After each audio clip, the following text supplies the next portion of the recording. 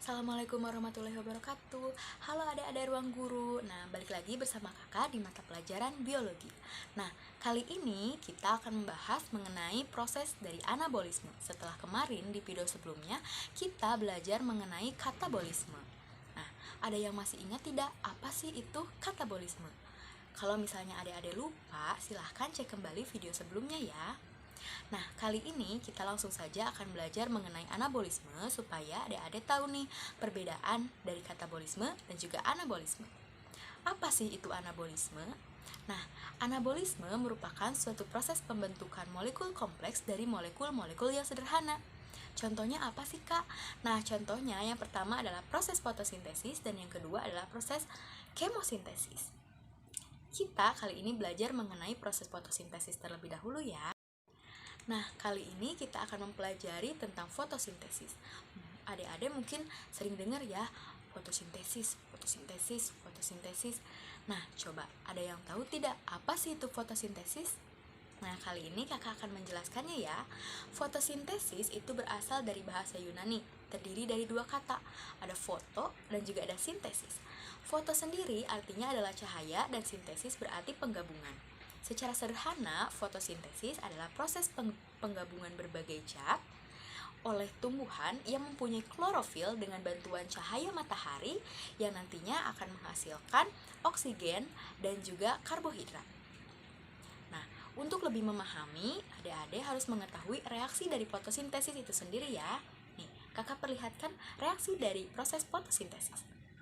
Dapat dilihat bahwa reaksi fotosintesis tersebut terdiri dari CO2 ataupun karbon dioksida.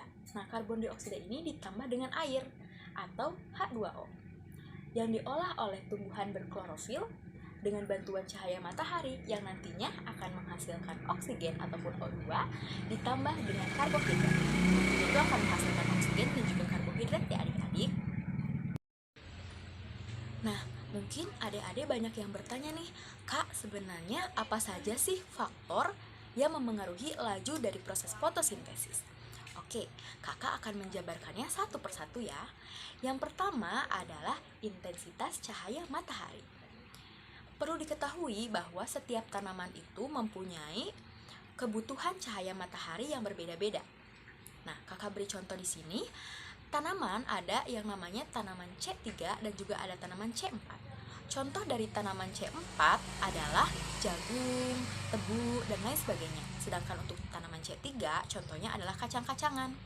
Untuk tanaman C4 sendiri, mereka apabila intensitas cahaya mataharinya tinggi, maka laju proses fotosintesisnya pun akan tinggi. Namun berbeda halnya dengan yang tanaman C3 seperti kacang-kacangan. Nah, tanaman C3 ini mereka mempunyai titik jenuh cahaya. Nah, titik jenuh cahaya ini maksudnya ketika intensitas cahaya tinggi tidak akan memengaruhi laju proses fotosintesis. Nah, selain intensitas cahaya, yang kedua adalah suhu. Nah, baik C3 maupun C4 mempunyai suhu optimal yang berbeda-beda.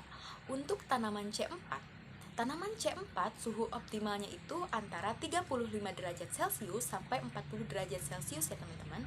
Sedangkan untuk C3 suhu optimalnya lebih rendah, yakni 20 derajat Celcius sampai dengan 25 derajat Celcius.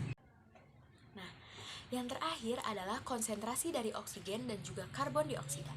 Teman-teman perlu diketahui ya, jika kadar karbon dioksidanya tersedia banyak, maka laju proses fotosintesis akan dipercepat. Sedangkan sebaliknya, jika kadar oksigennya yang banyak, karena oksigen itu adalah hasilnya, maka laju proses fotosintesis itu akan rendah. Oke, mungkin di video kali ini cukup sekian ya adik-adik. Nah, jangan lupa terus pelajari materi hari ini karena video selanjutnya akan lebih rumit lagi mengenai reaksi-reaksi dari fotosintesis. Oke, selamat belajar. Wabillahi taufiq wal hidayah. Wassalamualaikum warahmatullahi wabarakatuh. Bye-bye.